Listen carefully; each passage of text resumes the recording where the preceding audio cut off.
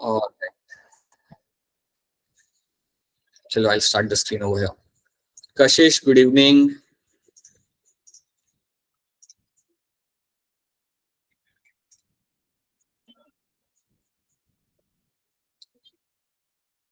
Okay. There we go.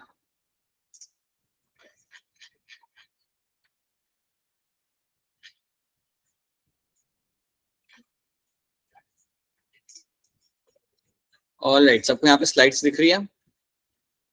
Yes, sir. ठीक है.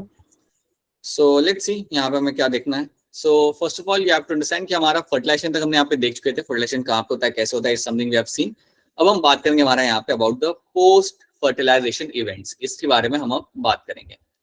सो fertilisation होने के बाद अब यहाँ पे क्या होगा, तो बेसिकली आप यहाँ पे जानते हो कि जब आपका मेल गैमेट आपका फ्यूज करेगा, आपका जो आपका हेप्लॉइड होगा, it will fuse with the haploid egg, तो आपको मिलेगा आपका जायगोट.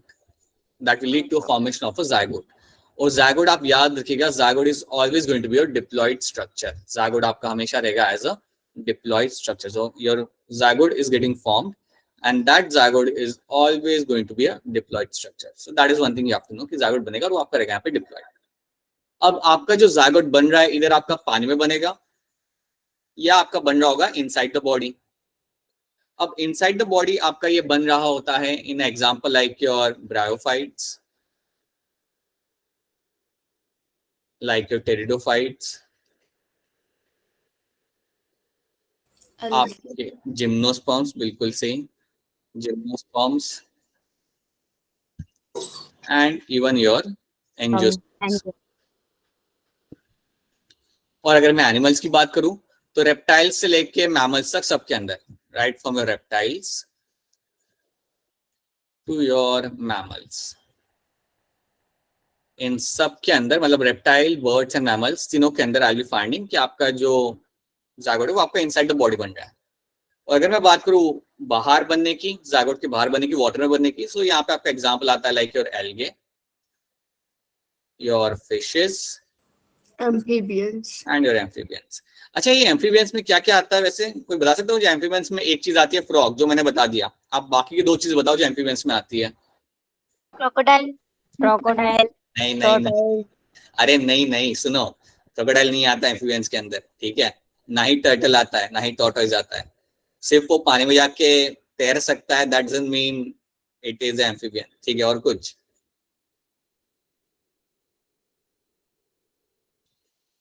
नहीं, इसलिए मैंने पूछा था, क्योंकि आधे पॉपुलेशन का यही नोशन है कि क्रोकोडाइल और टर्टल ये लोग आते हैं एम्फीबियन के अंदर. नहीं, वो नहीं आते हैं. Anything else? और कोई एग्जांपल होते क्या एम्फीबियंस के?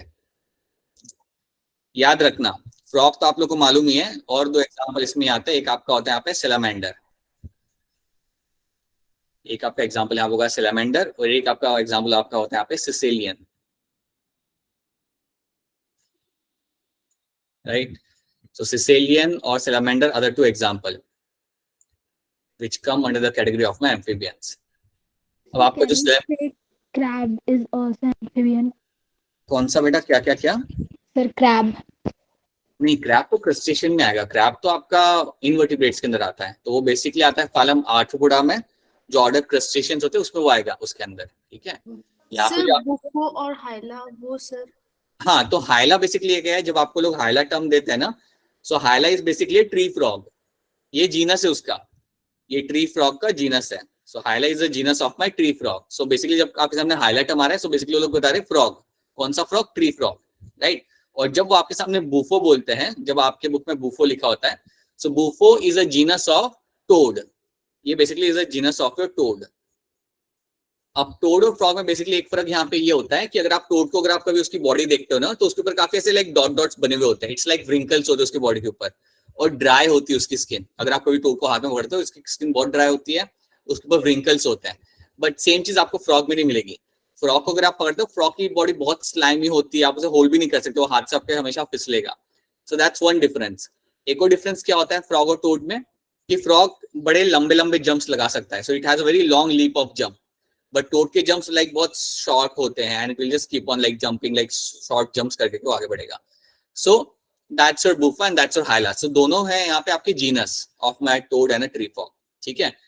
आप सिसिलियन का अगर देखोगे वहां पे सिसिलियन इनसाइड में लिखा होगा वहां पे इक्थायोफिस, इक्थायोफिस वहां लिखा होगा इंस्टेड ऑफ सिसिलियन। तो Sicilian is a like it looks like a snake, मैं आपको बाद में इसकी फोटो दिखाऊंगा। सिसिलियन बेसिकली लुक्स लाइक अ स्नेक, लेकिन वो एम्फीबियन होता है। और सैलामेंडर एक छिपकली जैसा दिखता है बट वो एम्फीबियन होता है, ठीक है। So amphibian and caecilian, sorry, salamander and caecilian are the two examples of your amphibians. Amphibian वो होता है जिसका एक लाइफ साइकिल डिपेंड करता है पानी के ऊपर, ठीक है, जिसका एक लाइफ साइकिल पानी के ऊपर डिपेंड करता है। अगर आप देखा जाए तो टोड का एक लाइफ साइकिल डिपेंड करता है पानी के ऊपर। अगर आप टोड को पानी के बाहर निकाल दो तो वो मर जाएगा, सॉरी, टैडपोल को अगर आप पानी के बाहर निकाल दो तो उसकी डेथ हो जाएगी। So that's why we call them as amphibian, because one of the life cycle depends on water. Same चीज मैं टर्टल टॉर्टोइस के लिए कह नहीं सकता, उनकी एक लाइफ साइकिल या a major part of life is not dependent on water, so that's why you don't call them as amphibians in a true sense, ठीक है। तो याद रखना ये आपके होते हैं amphibians. Crocodile, turtle, tortoise, everything will come under reptiles, वो सारे आपके रेप्टाइल्स आएंगे, ठीक है। याद रखना क्या होता है पानी के अंदर आपका ज़ायगोट फॉर्मेशन किसमें होता है and what happens inside the body formation आपके ज़ायगोट किसमें होता है। सो ये एक चीज आपको यहाँ पे याद रखनी है, okay. Now let's understand this two things over here first of all. अब अगर हम बात करते हैं हमारे फंजाई और एल्गी की, तो याद रखना यहाँ पे जब भी आपका ज़ायगोट बनेगा, जब भी आपका ज़ायगोट फॉर्मेशन होता है फंजाई या एल्गी के अंदर, तो जब आपका ज़ायगोट बनता है इसके अंदर, the zygote is covered by thick covering. आपको इस ज़ायगोट के आसपास आपको एक थिक कवरिंग आपको मिल जाती है। तो याद रखना जब आपका ज़ायगोट यहाँ पे बनेगा तो ज़ायगोट के आसपास आपको मिलेगी, देखने के लिए आपको एक thick covering can be seen surrounding the zygote. और जब आपको एक थिक कवरिंग मिलती है इस ज़ायगोट के आसपास, ये ज़ायगोट फर्दर ग्रो आपके यहाँ पे शो नहीं करता। तो जनरली क्या होता है, कि आपका ज़ायगोट बनने के बाद it will turn into the embryo. आपका जब ज़ायगोट बनता है वो उसके बाद बनेगा आपका एम्ब्रियो बनाएगा वो। लेकिन यहाँ पे फंगा और एल्गी में क्या होता है कि जब आपका ज़ायगोट बनता है तो कुछ टाइम के लिए वो रेस्टिंग स्टेट में रहता है। याद रखना जब यहाँ पे ज़ायगोट बनेगा, so this zygote will remain in a resting state, will remain in a resting state for some time, तो कुछ टाइम के लिए वो ग्रोथ शो नहीं करेगा, but after some time what will happen, it will start showing the growth. उसके बाद ये अपनी ग्रोथ शो करेगा and then different things will happen. But initially याद रखना कि जब आपका एल्गी और फंगाई में आपका ज़ायगोट बनता है तो उसके आसपास आपको थिक कवरिंग मिलती है, और जब तक आपकी थिक कवरिंग है तब तक आपका ज़ायगोट रहेगा आपका रेस्टिंग स्टेट में, वो फर्दर ग्रोथ शो नहीं करेगा। बट आफ्टर सम टाइम आप एक्सपेक्ट करना ग्रोथ शो करेगा। हाँ जी बेटा बोलिए। सर रिपीट करना। हाँ, तो इसमें हुआ क्या कि देखो फंगा या एल्गी में क्या होता है, जैसे आपके यहाँ पे मेल गैमेट आया, समझो हम एल्गी का एग्जांपल लेते हैं, हमारा मेल गैमेट आया, हमारे यहाँ पे आया फीमेल गैमेट, और जैसे ये लोग फ्यूज करेंगे तो आपका बनेगा ज़ायगोट जो आपका होगा डिप्लॉइड, ठीक है, आपका डिप्लॉइड ज़ायगोट यहाँ पे बन जाएगा। अब जनरली क्या होता है बेटा कि जनरली अगर हम दूसरे प्लांट्स या एनिमल्स की बात करें तो उनमें क्या होता है, जैसे आपका यहाँ पे ज़ायगोट बना, ज़ायगोट आपका ग्रोथ शो करता है, it will start dividing, it will start doing it cell division, और उसके बाद वो बनाएगा आपका well developed embryo, it will form a well developed embryo. लेकिन ये चीज आपको फंगा और एल्गी में होते हुए आपको नहीं दिखती। जैसे आपका ज़ायगोट बना, ज़ायगोट के आसपास आपको थिक कवरिंग मिलती है लेयर की, और वो जो थिक लेयर की कवरिंग आपको मिलती है उस टाइम पे आपका जो ज़ायगोट होता है वो रहता है रेस्टिंग स्टेट में, मतलब वो फर्दर ग्रोथ शो नहीं करता। So it will remain in the resting state for some time, and after that some time, समझो वो सम टाइम होगा 2 दिन का, 4 दिन का, 5 दिन का, बट उसके बाद जब लाइक रेस्टिंग स्टेट खत्म होगा उसका तो वो अपना ग्रोथ फर्दर शो करेगा। अब क्वेश्चन यहाँ पे ये है कि आपका रेस्टिंग स्टेट होता क्यों है और ये क्यों शो करता है रेस्टिंग स्टेट।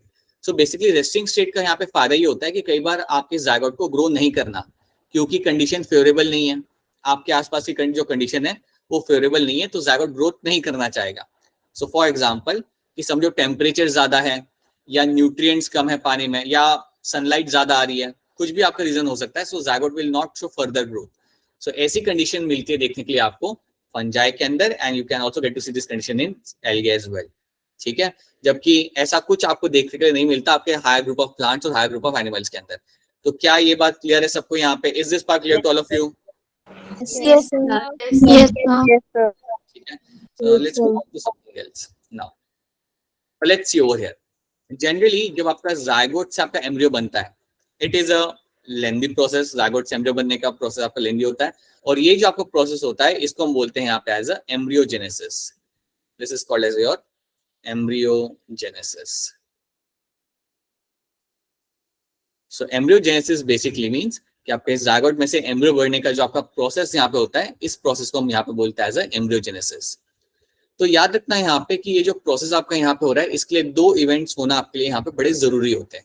सो दो इंपॉर्टेंट इवेंट्स जो यहाँ पे होते हैं, एक होता है आपका यहाँ पे सेल डिवीजन, जो आपका यहाँ पे होगा और वो होना बहुत ही इंपॉर्टेंट है आपके लिए, तभी आपका एम्ब्रियो बनेगा. और दूसरा आपका यहाँ पे होता है सेल डिफरेंशिएशन. सो दो चीजें आपको यहाँ पे याद रखनी है. One is going to be by cell division and other is going to be by cell differentiation. ये दो इवेंट्स आपके यहाँ पे होते हैं और तब जाके आपके यहाँ पे एम्ब्रियो बनता है. सो these are the two events you find happening during embryo formation and during the embryo formation, right? So याद रखना zygote will turn into the embryo. ये पूरे प्रोसेस को हम यहाँ पे बोलते हैं हमारा एम्ब्रियोजेनेसिस.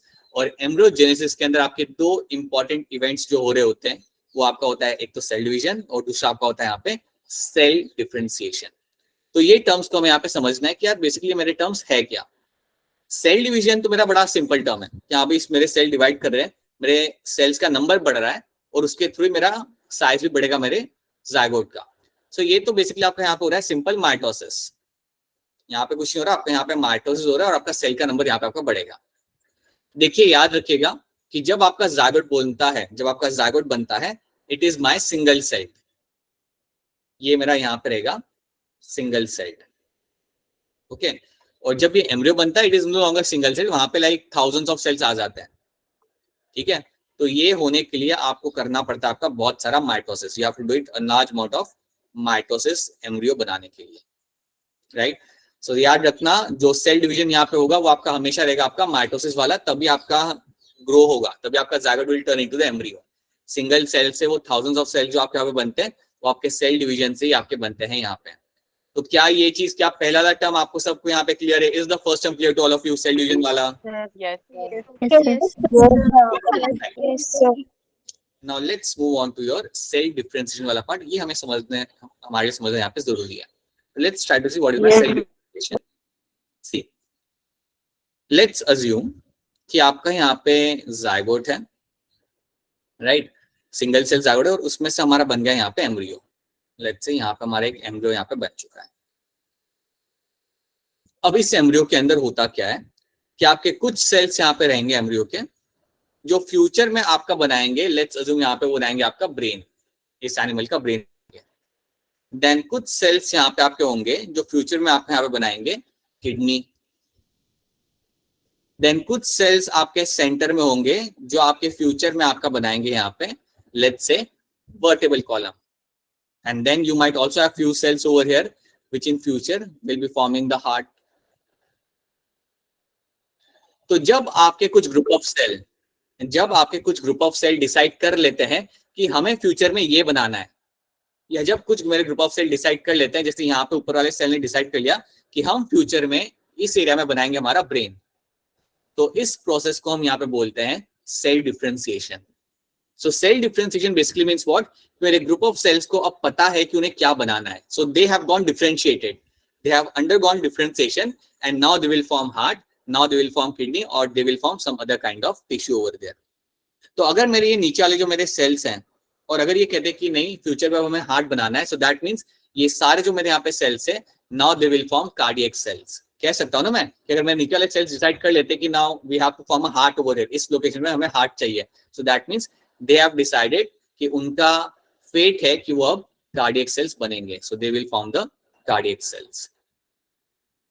उसी तरीके से अगर हम कहते हैं कि यार इस वाले बेल्ट में आपको यहाँ पे ब्रेन बनाना है, सो दैट मीन्स यहाँ के cell have undergone differentiation, the cell have undergone differentiation and now they will form brain cells over there which are nothing like your neurons and other brain structures.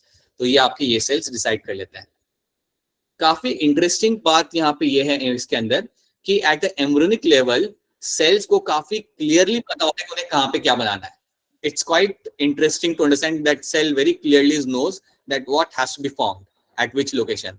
कोई उसमें गड़बड़ नहीं होती. कभी ऐसा नहीं होता, चाहे आप एनिमल के एम्ब्रियो देखो या ह्यूमन के एम्ब्रियो, कभी ऐसा नहीं होता कि हाथ की जगह पे कुछ और लगा हुआ होता है या पैर की जगह पे आपका वहां पे हाथ लगा हुआ होता है. ऐसा कभी नहीं होता. Why? Because your cells undergo differentiation, and that is something which is happening all by themselves. Like you say, how do they regulate themselves is quite interesting to understand कि कैसे वो अपने आप को रेगुलेट करते हैं. यहाँ पे मैं आपको यहाँ पे एक एग्जांपल देता हूँ, एक एक्सपेरिमेंट का. अच्छा, वो एक्सपेरिमेंट बताने के पहले क्या आपको इतना समझ आ रहा है जो मैं आपको समझा रहा हूँ? Is this part clear to all of you? या ये वाला पार्ट क्लियर है सबको? और सेल डिफरेंशिएशन.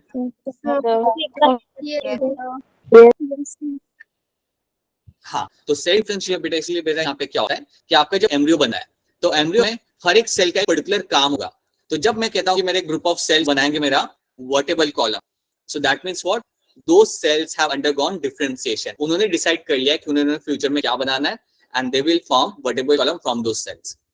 अगर मैं कहता हूँ कि मेरे कुछ सेल्स हैं यहाँ पे, राइट, अगर मैं कहता हूँ कि चलो यहाँ पे मेरे 7-8 सेल्स हैं, and when I say that my sales have undergone differentiation, अगर मैं कहता हूँ कि ये सेल्स ने डिफरेंशिएशन कर लिया है, दैट मीन्स व्हाट, उन्होंने एक पर्टिकुलर रोल ले लिया है कि वो क्या करेंगे फ्यूचर के अंदर. सो आपके कुछ सेल्स यहाँ पे हो सकते हैं जिनका काम होगा टू फॉर्म द गट, तो आपका इंटेस्टाइन बनाएंगे. सो आई कैन वेरी क्लियरली से कि जो ऊपर वाले एरिया में जो मेरे सेल्स हैं एम्ब्रियो के, they have undergone cellular differentiation and they know exactly what has to be formed. So ये है इसका मतलब. ठीक है, अब मैं आपको यहाँ पे एक एक्सपेरिमेंट बताता हूँ जो किया गया था. एम्ब्रियो बनाया गया था, एक एम्ब्रियो निकाला गया था जो बन चुका था, राइट. और उन्होंने फिर क्या किया, उन्होंने देखा कि एम्ब्रियो का जो ये वाला पार्ट है जहां पे मैं XX लिख रहा हूं, वो बना रहा है आपका यहाँ पे ब्रेन. ठीक है, और ये वाला जो मेरा एम्ब्रियो का पार्ट है, ये वाला जो मेरा एम्ब्रियो का पार्ट है यहाँ पे, ये बना रहा है मेरा, समझो ये बना रहा है मेरा यहाँ पे किडनी. उन्होंने क्या किया, ये जो ब्रेन वाला जो मेरा पार्ट है, जो ये रीजन है जो मेरा ब्रेन बना रहा था, या ब्रेन वाले जो यहाँ पे जो सेल्स थे, उन्होंने उसमें से एक सेल को निकाला. उसमें से उन्होंने एक नहीं 2-4 सेल्स को वहां से निकाला और उस सेल को ट्रांसफर कर दिया किडनी वाले एरिया के अंदर. सो वहां से उन्होंने सेल्स को निकाला, राइट, उनको मैं कलर चेंज करता हूँ. उन्होंने वहां से सेल्स को निकाला, ब्रेन वाले सेल्स को निकाला और उसे उन्हें ट्रांसफर कर दिया किडनी वाले एरिया के अंदर. अब जब उन्होंने किडनी वाले एरिया के अंदर ट्रांसफर किया, तो वो क्या एक्सपेक्ट कर रहे थे कि अब इस एरिया में आपका ब्रेन सेल्स बनने चालू होंगे या आपके ब्रेन वाला पार्ट बनना चालू होगा, बट वैसा नहीं हुआ. बेसिकली वहां पे हुआ क्या कि ये जो सेल्स थे जो आपने वहां से निकाल के यहाँ पे डाले, two cells also started forming kidney over there. वो भी आप वहां पे आके they also started forming kidney in that particular area. तो जो एनवायरमेंट होता है ना, वो भी काफी इन्फ्लुएंस करता है कि क्या चीज वहां पे बनेगी. And that was quite interesting to understand कि एक सेल जो होता है वो खुद से डिसाइड नहीं करता कि उसे क्या बनाना है, बेसिकली उसका एनवायरमेंट उसे कहता है कि उसे क्या बनाना है. तो इवन तो जो आपने सेल को यहाँ से निकाल के उसे यहाँ पे रखा, उसके बाद भी उसका जो एनवायरमेंट था उस एरिया का, उसने उसे ट्रिगर किया कि नहीं, आप ब्रेन नहीं बनाओगे, इस एरिया में आपको किडनी बनाना है, तो उस एरिया में आपका किडनी ही बनता है, वो सेल्स आपका किडनी बनाने में ही आपकी हेल्प करते हैं. And that was quite interesting to understand when such events happen. So एक ब्रांच होती है आपके बायोलॉजी में जिसको कहते हैं डेवलपमेंटल बायोलॉजी. एक ब्रांच होती है जिसे हम कहते हैं आपके बायोलॉजी में, जिसे हम कहते हैं डेवलपमेंटल बायोलॉजी. इसके अंदर आप ये सब समझते हो, इस ब्रांच के अंदर ये आप समझते हो कि आपका एम्ब्रियो से फीटस या जायगोट से एम्ब्रियो और एम्ब्रियो से फीटस आपका बनता कैसे है और कैसे लाइक आपके सेल्स उसे रेगुलेट करते हैं. And it is quite interesting to understand कि सेल्स को काफी क्लियरली मालूम है कि उन्हें क्या बनाना है और कहाँ पे क्या बनाना है बिना कोई गड़बड़ के.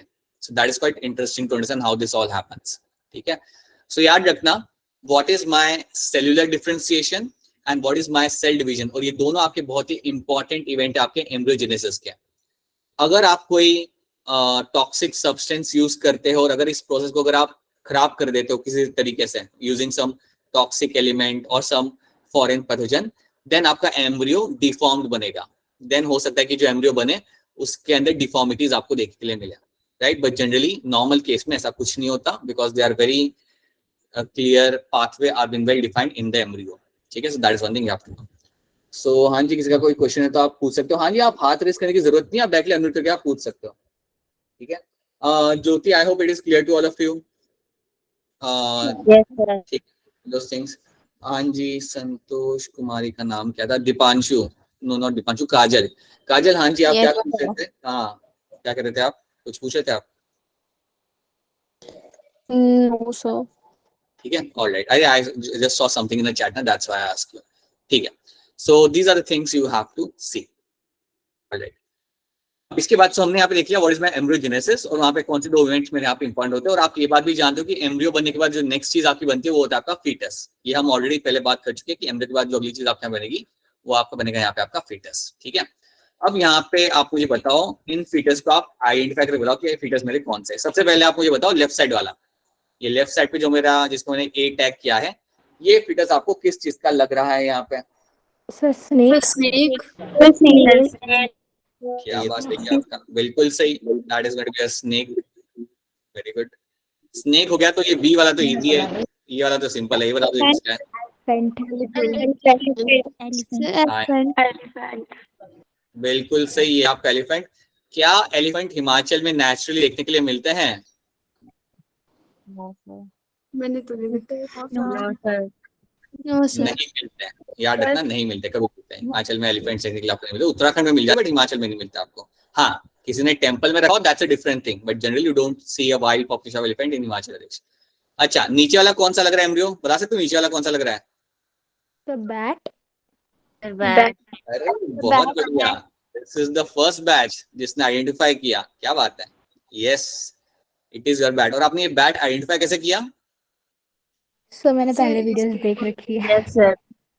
ये गलत बात है, ये क्या हो गया? Like how do you have access to that by the way?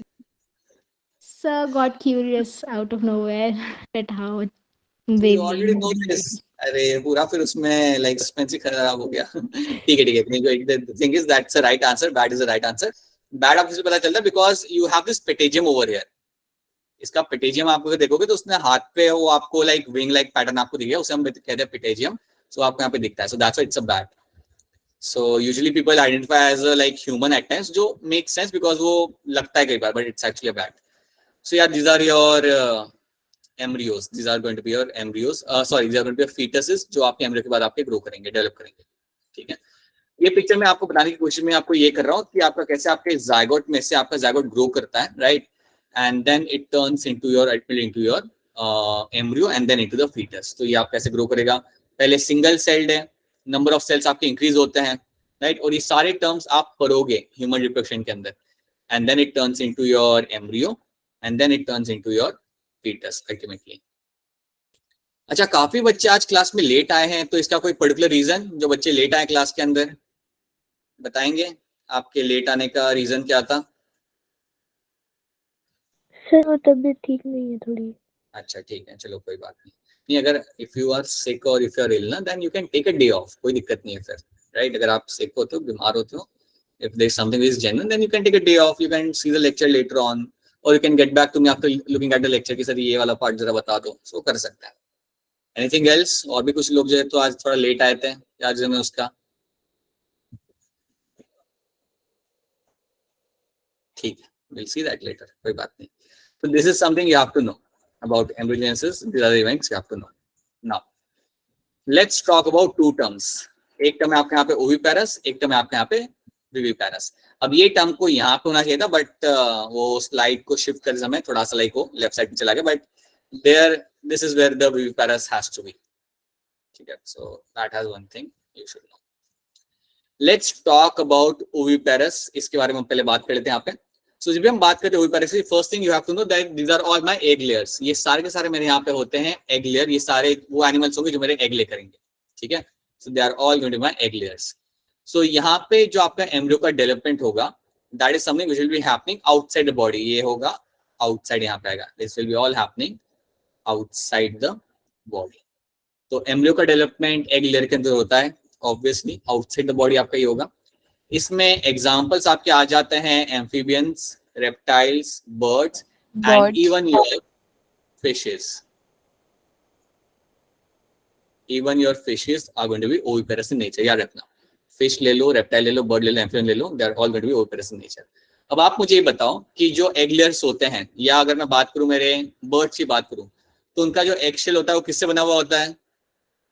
So calcareous Cal- shell. हाँ, the eggshell is made up of your calcium, आपका calcium रहेगा, and that shell is called a calcareous shell. Calcareous shell उसे हम बोलते हैं, तो ये चीज याद रखना. Yes, you will have a calcareous shell. अब calcareous shell आपको दो जगह पे मिलता है आपको, एक आपके हो गए reptiles और दूसरे आपके हो गए यहाँ पे birds. ये याद रखना कि आपका जो कैलकुलेस शेल होता है आपको बर्ड्स एंड रेप्टाइल्स में मिलेगा, फिश में नहीं होता. फिश के अगर आप एग देखोगे वो बिल्कुल होते हैं आपके ट्रांसपेरेंट. सेम चीज मैं कह सकता हूँ आपके एम्फीबियंस के एग के साथ, दे आर नॉट, उनके आसपास कोई कैल्शियम की लेयर नहीं होती, they are very much transparent, right. उसका भी इवोल्यूशनरी एडवांटेज होता है जो हम अगर टाइम मिला तो मैं आपको बाद में बता दूंगा. But even not having calcareous shell is going to have its advantage, and having a calcareous shell also has its advantage, but something we can see that later if you are able to understand all those things first of all. तो याद रखना oviparous होते मेरे सारे egg layers, amphibians, reptile, birds are my egg layers, they are my oviparous. And embryo development यहाँ पे होगा outside the body, inside the egg. Chances of survival are comparatively less. यहाँ पे आपके चांसेस ऑफ सर्वाइवल यहाँ पे थोड़े हो जाते हैं आपके कम. वो इसलिए होते हैं क्योंकि आप एग बाहर ले कर रहे हो, और क्योंकि आप एग बॉडी के बाहर आप ले कर रहे हो, बाहर के एनवायरमेंट में आप ले कर रहे हो, काफी लाइकली चांस है कि आपके एग्स को कोई आके खा जाएगा, या काफी लाइकली चांस है कि आपके एग्स खराब हो जाएंगे, या एनवायरमेंट में कोई चेंज आए तो आपके एग्स डैमेज हो सकते हैं. Anything can happen. सो याद रखना जितने भी एग लेयर्स होते हैं उसमें ये चांसेस रहता है कि जो सर्वाइवल का जो रेट होता है वो थोड़ा कम रहता है इसके अंदर. So chances of survival are comparatively less in my oviparous animals. This is going to be less in your oviparous animals. So that is something you have to know. चाहे वो मेरा turtle, tortoise हो या मेरा bird हो, सबके अंदर ये common चीज है कि your chances of survival are going to be less. So that is one thing you have to know, right? So ये चीज आप याद रखेंगे in terms of my oviparous animals. Egg layer होते ही है, outside the body embryo को करेगा, chances of survival आपके यहाँ पे रहेंगे कम, और example आपके रहते हैं यहाँ पे amphibians, reptiles and birds. So that is one thing you have to know. Then you have viviparous, यहाँ पे आपका टर्म आ जाता है. अब viviparous बताने के पहले एक चीज यहाँ पे ऐड करना चाहूंगा. oviparous में आपका होता है एक एक्सेप्शन. oviparous में आपके यहाँ पे एक्सेप्शन होगा. क्या कोई बता सकता है वो एक्सेप्शन का नाम क्या होता है? एक मैमल होता है जो होता है oviparous, उसका नाम क्या होता है बता सकता है कोई? ना बैक नहीं, बैक viviparous ही होता है. oviparous में आपका एक मैमल का नाम यहाँ पे आएगा, and that name is going to be your duck-billed platypus. duck-billed platypus. ठीक है, सुना है आपने ये नाम कभी? एनिमल किंगडम में पढ़ा होगा बेटा, duck-billed platypus. अरे how can you silent on this? ये सुना होगा कहीं ना कहीं पढ़ा होगा एनिमल किंगडम के अंदर duck-billed platypus. I'll show you the picture. ये है बेटा, ये है आपका duck-billed platypus. ठीक है, this is your duck-billed platypus. अब ये आपका बेसिकली है मैमल, ये आपका मैमल है, but it is going to be my oviparous in nature. ये ओविपेरस होता है.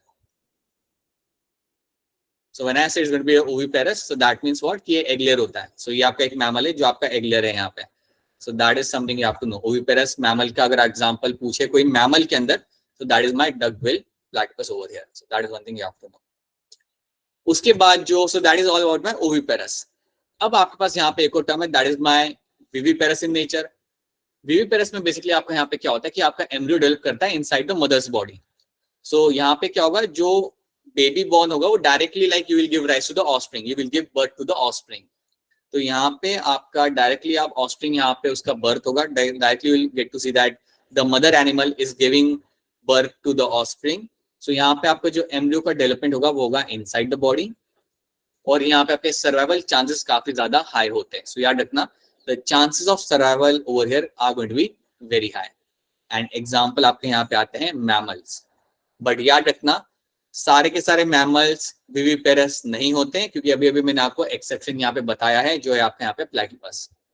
So with few exceptions you will find majority of the mammals are going to be your viviparous in nature. ठीक है, so याद रखना. और इसमें क्योंकि आपका एम्ब्रियो बॉडी के अंदर गुजरेगा तो सर्वाइवल चांसेस आपके यहाँ पे काफी ज्यादा रहते हैं. So that is one thing you have to know, right. अच्छा, एक और चीज आप यहाँ पे नोटिस करना, एक मेजर डिफरेंस यहाँ पे आप नोटिस करना, जितने भी एग लेयर होते हैं ना, उनके बेबीज जैसे ही बाहर निकलते हैं वो सारे हो जाते हैं इंडिपेंडेंट. ये चीज आप नोटिस करो, जितने भी एग लेयर होते हैं उन सबके बेबीज जब बाहर निकलते सारे के सारे होते हैं independent. On the other hand जितने भी विविपेरस आपके यहाँ पे होते हैं, जैसे ही वो बॉर्न होते हैं वो कहीं से भी इंडिपेंडेंट नहीं हो सकते हैं. They are completely dependent on your parents. Notice क्या ये बात को? You can see that. You take any of the example. पता चल जाए ये बात. Is this part clear to all of you? Yes, sir. Right? All the viviparous जितने भी example यहाँ पे होते हैं, for example आप ले लो आपके mammals, आप यहाँ पे example ले लो, या let's take an example हो mammals over here, right? और I would say यहाँ पे आपका exception आ जाएगा birds. Birds को मैं नहीं कह सकता कि they can become independent. They are dependent on the parents. But अगर मैं बात करता हूँ reptiles और योर एम्फीबियंस की, so जैसे वो उनका बर्थ होता है, दे आर इंडिपेंडेंट, उनको पेरेंटल केयर की जरूरत नहीं होती. हाँ, बट मैमल्स के अंदर श्योरली आपको पेरेंटल केयर की जरूरत होती है वहां पे for certain amount of time, right. Humans में till 21 years of age, right, but दूसरे मैमल्स में उससे थोड़ा कम रहता है. बट हाँ, बर्ड्स में देखा जाए तो birds are going to be egg layers, and birds being egg layer उनके अंदर आपको पेरेंटल केयर मिलता है. सो हाँ, बर्ड्स यहाँ पे थोड़े अलग हो जाते हैं, या I would say birds are the one जहाँ पे बेबीज आपके इंडिपेंडेंट नहीं होते, they do show the parental care over there. ठीक है. सो यार, these are the examples you have to know. Examples आपको याद रखने in terms of viviparous and oviparous के आपको यहाँ पे example इसके अंदर याद रखने होंगे. ठीक है. तो क्या ये वाली स्लाइड सबको यहाँ पे क्लियर है? Is this slide clear to all of you? Yes, sir. Now let's move on to your this picture. Platypus हमने यहाँ पे देख लिया. This one is your crocodile over here.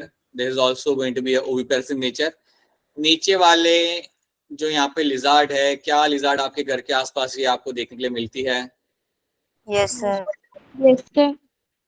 मिलती होगी, मिलती है, ये आपको हिमाचल में देखने के लिए मिल जाती है, राइट. कांगड़ा वाले बेल्ट में भी मिलती है और बाकी वाले बेल्ट में भी आपको देखने के लिए मिल जाएगी. And this is known as your Kashmir rock agama. This is your Kashmir rock agama, और ये आपको हिमाचल में देखने के लिए मिल जाती है.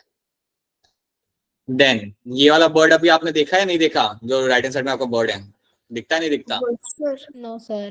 नहीं No, दिखता? sir. अच्छा, मैंने तो देखा, मैं तो काफी बार देखा. धर्मशाला के आसपास तो मुझे वैसे ही दिख जाता था ये. अच्छा, ये वैसे बर्ड है कौन सा?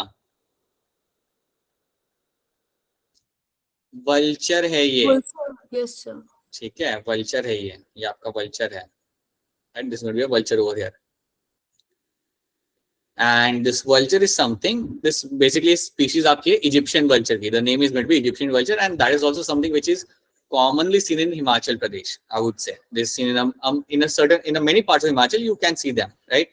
अगली बार थोड़ा notice करना, you will get to see those vultures as well, right? So they are also going to be example of your oviparous examples, like bird है आपके यहाँ पे, reptile, and even you have a duckbill platypus. So they are the example of my oviparous animals. So these are the things you have to say. हाँ जी बेटा बताइए. I thought so. हाँ जी, आपकी आवाज कट रही है बेटा, अगर आप कुछ क्वेश्चन पूछ रहे हो तो आपकी आवाज कट रही है. I am not able to hear you. ठीक है, let's talk about plants over here. फटाफट यहाँ पे प्लांट्स की बात करते हैं. सो जब हम फ्लावरिंग प्लांट्स की बात करते हैं तो आपका ज़ायगोट यहाँ पे फॉर्म होगा. Zygote is something which is form inside the ovule. So ovule के अंदर आपका ज़ायगोट बन जाएगा.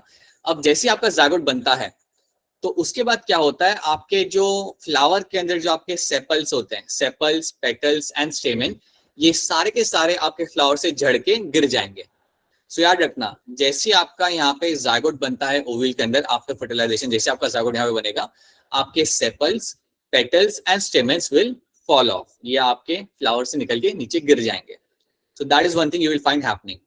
अब जैसे मेरे पेटल्स, सेपल्स और स्टेमन्स गिर गए या फ्लावर से निकल गए, राइट, तो अब क्या होगा वहां पे? The only thing remains is my pistil. सिर्फ आपका वहां पे पिस्टिल वहां पे रह जाएगा. So only thing which remains over there is going to be a pistil. So pistil अब आपका वहां पे प्लांट में रह जाता है, बाकी सब वहां से आपका गिर जाएगा. तो इसको यहाँ पे आप देखो. So what will happen, let me okay see what will happen ना, कि जैसे आपका यहाँ पे पिस्टिल आपका रह गया और आपका सिर्फ वहां पे आपका बन गया, आपका सिर्फ सेपल, पेटल और स्टेमन आपका वहां पे निकल जाता है, सिर्फ आपका पिस्टिल वहां पे रह गया. तो let's see how this is now going to look like. So let's say you have a pistil over here. So now what will happen? Pistil के अंदर याद रखना, this part is going to be a stigma, और यही चीज आप वापस से नेक्स्ट चैप्टर में भी देखोगे. So ये याद रख लेना ताकि हमें रिपीट ना करना पड़े. You will have this style, and this lower part over here is going to be my ovary. ये मेरा यहाँ पे होगा as a ovary, और ovary के बीच में मुझे मिलता है देखने के लिए मेरा यहाँ पे as a ovule. So inside you will have the ovule, right? This is where you will have the ovule. So you have the ovary and you have the ovule over here. अब आप एक चीज यहाँ पे याद रखना कि जैसे ही आपका बाकी सारी चीज आपकी यहाँ पे निकल गई, आपका जो ओव्यूल होगा, this ovule will start turning into the seed. This ovule will start turning into the seed. ये seed formation में बनने लगेगा और अब से ये seed बनने लगेगा, right? So ovule will start turning into a seed. तो ये basically आपका seed बन जाएगा.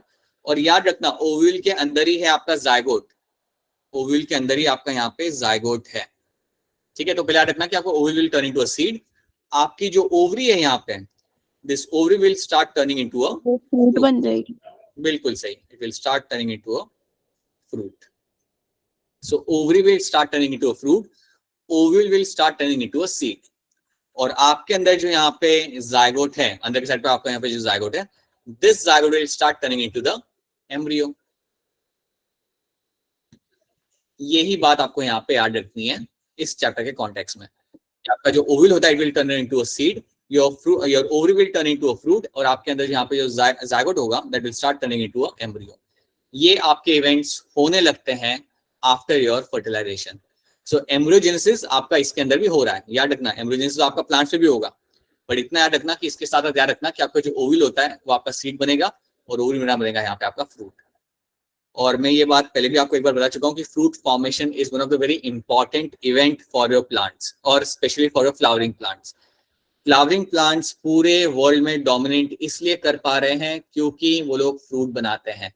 अगर सिंपल लैंग्वेज में कहूँ तो आपको throughout the world flowering plants इसलिए मिलते हैं because they have this potential to form the fruit, and fruit बनाने की वजह से ही वो अपनी सीड्स को दूर दूर तक पहुंचा पाते हैं.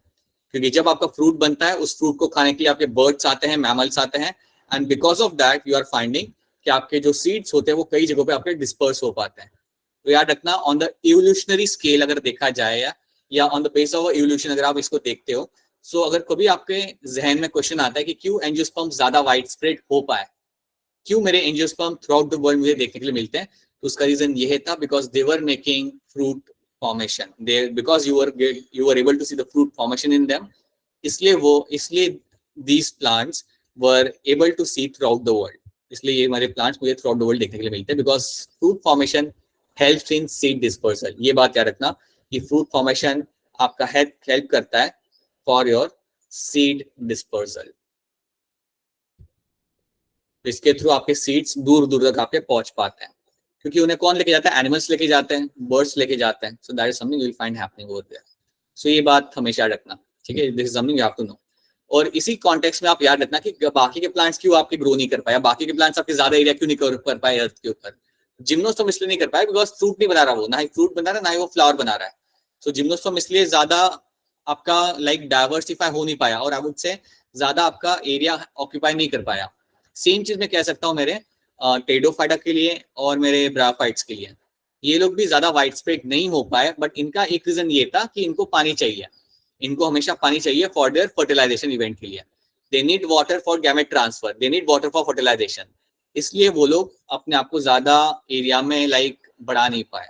सो आपको ये सब चीजें समझ आनी चाहिए. Even in terms of evolution you should be able to understand that how this all operates, how this things operate, and why some plants are very high in number and why some plants are not able to make much more number of species. ये तुम्हें यहाँ पे पता चलता है. तो क्या ये वाली स्लाइड आपको यहाँ पे क्लियर है? Is this part clear to all of you? Yes, sir. Yes. Yes, sir. Yes, sir. ठीक है. Yes. अगर कोई क्वेश्चन या कोई क्वेरी हो then you can please go ahead and ask the questions.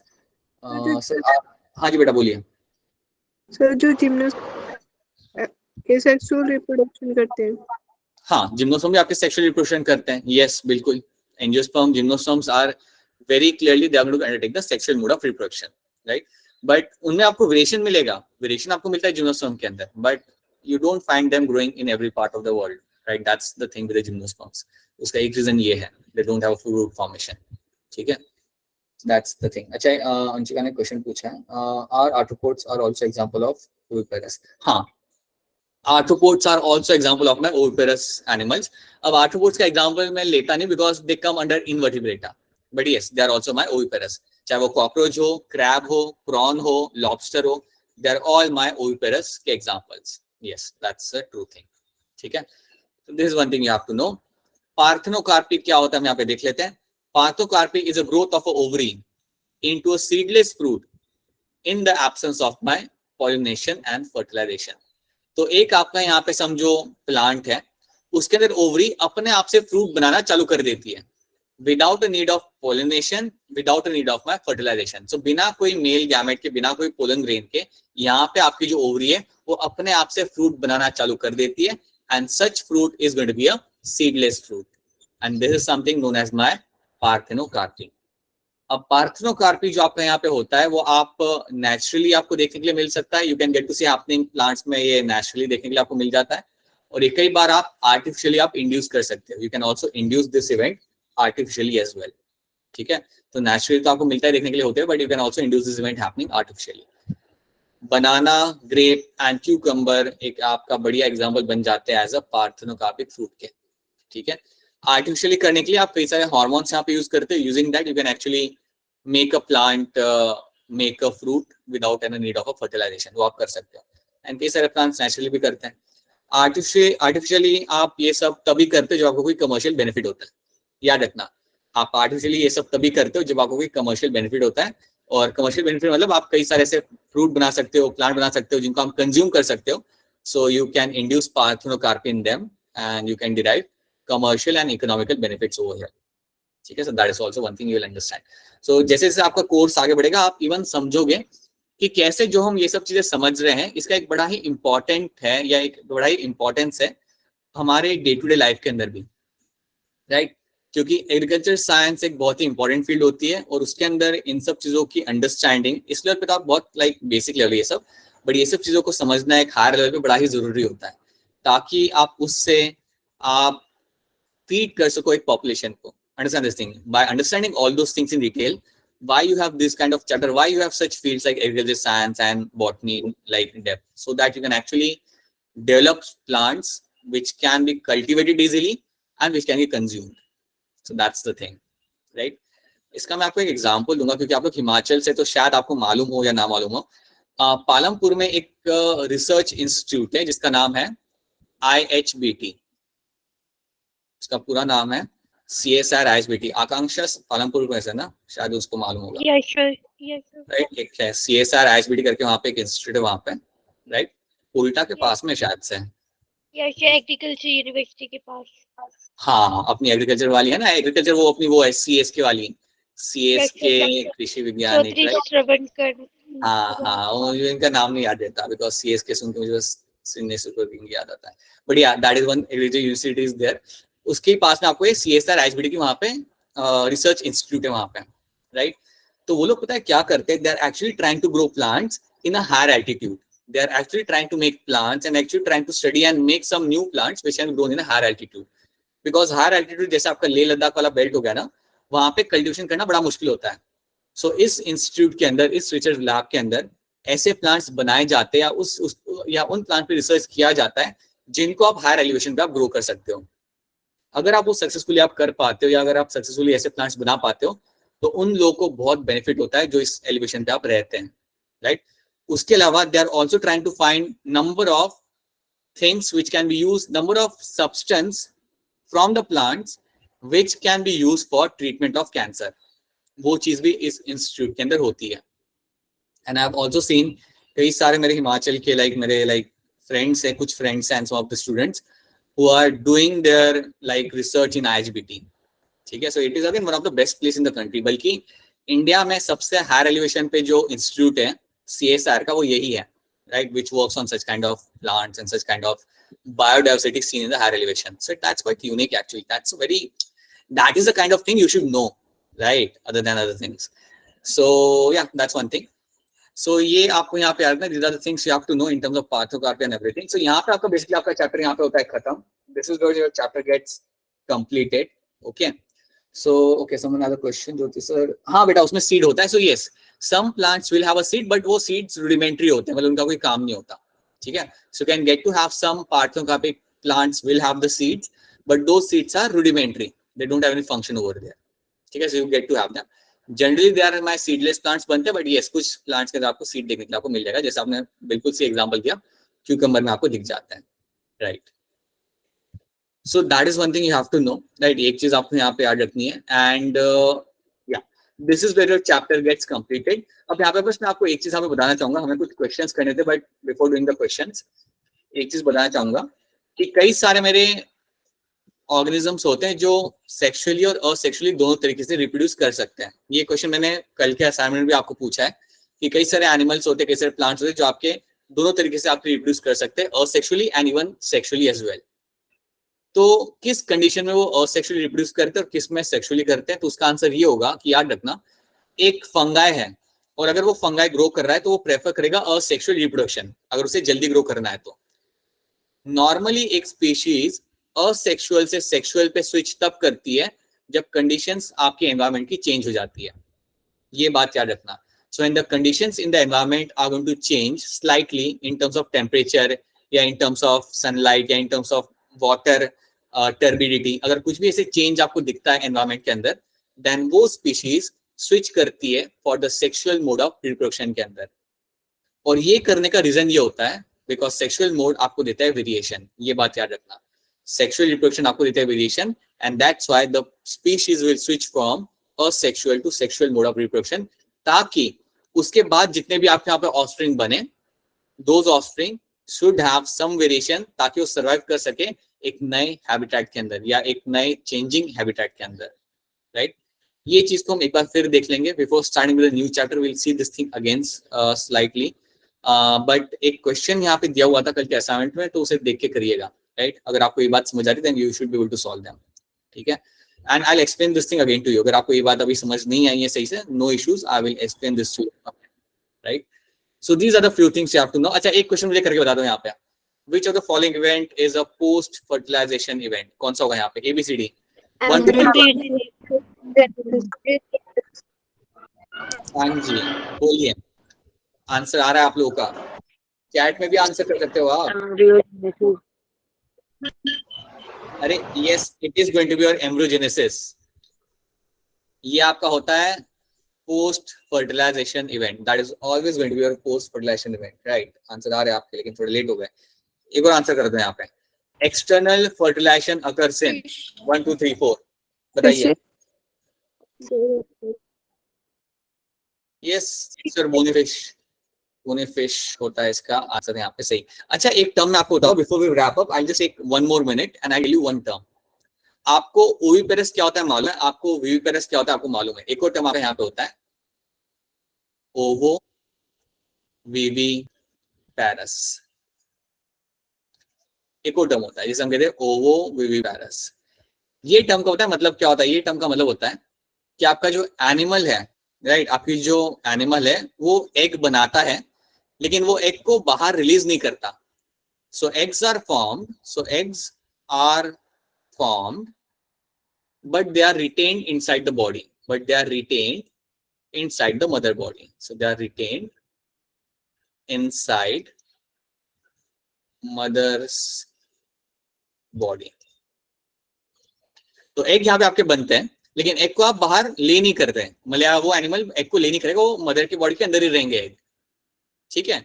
अब क्या होता है, वो जो एग यहाँ पे होते हैं वो होंगे incubate, those eggs will undergo incubation, मतलब उनको लाइक इंक्यूबेशन जैसे हर एक एग का होता है। हैन इंक्यूबेट करती है एग को, या रेप्टाइल बरो करके एग को इंक्यूबेट करते हैं। तो ये जो एग होंगे ये अंदर के अंदर आपके होंगे इंक्यूबेट, और जो बाहर निकलेगा वो डायरेक्ट आपका बेबी होगा। So offspring is been released during the birth. So new offspring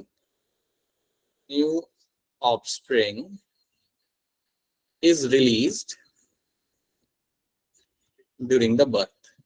So birth के टाइम पे एक ऑफस्प्रिंग ही आप डायरेक्ट यहाँ पे रिलीज करते हो। सो जो बेबी, जो आपके फिश के, जो आपके एनिमल के बॉडी के बाहर निकलेगा वो एक इंडिविजुअली निकलेगा, एग्स नहीं निकलेंगे, क्योंकि एग्स तो अंदर के अंदर ही आपके ग्रो कर गए, आपके इंक्यूबेट अंदर के अंदर ही हो गए। तो ऐसे एनिमल्स को हम बोलते हैं यहाँ पे एज ओवो विविपेरस। ओवो मतलब क्योंकि उनके अंदर एग तो बन जाए, लेकिन वो एग वो बाहर रिलीज नहीं करा, वो अंदर ही बॉडी के अंदर रख रहा है, अंदर ही उसे इंक्यूबेट करेगा, एंड जो डायरेक्टली बर्थ होगा वो बेबीज का ही बर्थ होगा। So that's why you call them as ovoviviparous. अब ये टर्म मैं यूज कर सकता हूं एक एग्जांपल के लिए, वो होता है मेरा yellow anaconda. Yellow anaconda is going to be an example of my ovoviviparous species. Shark. ठीक है. एनाकोंडा मालूम है, it's a python, it's a big snake, you know. The sharks. Very good, very good, good example है. Yes, and your sharks as well. Sir, rattlesnake. Very good. Rattlesnake is also a very good example. Nice. Sir, what काम about है. humans? What about Humans. humans? तो viviparous हो गए ना. Humans viviparous आएंगे क्योंकि उनमें egg नहीं बन रहा ना. Humans कहते हैं we are telling finding कि आपका fetus वहाँ पे develop करा, आपका embryo turns into a fetus and grows inside the uterus. So humans is going to be always going to be viviparous. Sharks में क्या होता है, आपका egg बनेगा but egg body के अंदर ही रहेगा and then you will find the babies will start hatching out and will come out. Right? इसलिए देखो इन्होंने क्वेश्चन में भी क्या पूछा, इन्होंने बोनी फिश यहाँ पे लिखा हुआ है, क्योंकि अगर ये लोग यहाँ पे कार्टिलेजियस फिश लिखते तो वो आंसर बनता नहीं, क्योंकि आप जानते हो कि sharks are my cartilaginous fishes. If you remember this, sharks will be my cartilaginous fishes over here, right? So try to understand all those things, right? Everything matters over here. So ये एक term है, अब ये term NCERT में mention नहीं है, but even though ये NCERT में मेंशन नहीं है, ये आपको ऑप्शन में आ सकता है. कई बार क्या होता है नीट एग्जाम में वो लोग क्या करते हैं कि क्वेश्चन के अंदर आपको 4 ऑप्शन देते हैं, 3 ऑप्शन से आप फेमिलियर होते हो और एक ऑप्शन से आप फेमिलियर नहीं होते हो, क्योंकि वो एनसीईआरटी का नहीं होता. इसलिए आपको कई बार कुछ एक्स्ट्रा टर्म्स भी आपको जानना जरूरी होता है, ताकि आपको मालूम हो कि यार ये टर्म का मतलब क्या है. क्योंकि जब आपको टर्म का मतलब मालूम होगा तब आपको ये भी मालूम होगा कि क्या वो आंसर हो सकता है नहीं हो सकता. So that's why you have to know what is my ovoviviparous. ठीक है. So this is one thing you have to remember over here, right? क्या ये टर्म और क्या ये स्टोरी आपको यहाँ पे क्लियर है? Is this part clear to all of you? Yes, sir. Yes, sir. ठीक है. और चलो सागोन भी गिव यू, अभी हम एक्स्ट्रा क्वेश्चन नहीं करेंगे बिकॉज़ आपका टाइम यहाँ पे हो चुका है, but I will give you questions from here only. कुछ क्वेश्चंस मैं आपको यहाँ पे दूंगा जो आप अपने असाइनमेंट में करेंगे. You don't have to do the assignment on Sunday, like it's okay apparently, बाद में हम करवाएंगे संडे को भी, but Sir, C. Sir C. Sir, हाँ जी बेटा C. बोल. Metamorphosis. Metamorphosis. वेरी गुड, सही है, आपका आंसर सही है. चलो एक और बता दो, एक और बताइए, ये बता दो. Meiosis takes where A B C D. NEET 2013 का क्वेश्चन है, क्या आपको यहाँ पे 4 मार्क्स मिलेंगे? बताइए. A B D. Sir C. C. Sir C. Right answer. C is the right answer. C. Yes, yes, yes. See the right answer. Myocytes is the right answer over here. बिल्कुल सही. True. All right. So let me just close this down. आपके पास कोई question है, then please go ahead and ask your questions. If you have any question, then please go ahead and ask your questions. Right? Sir कल test होगा. कल आपका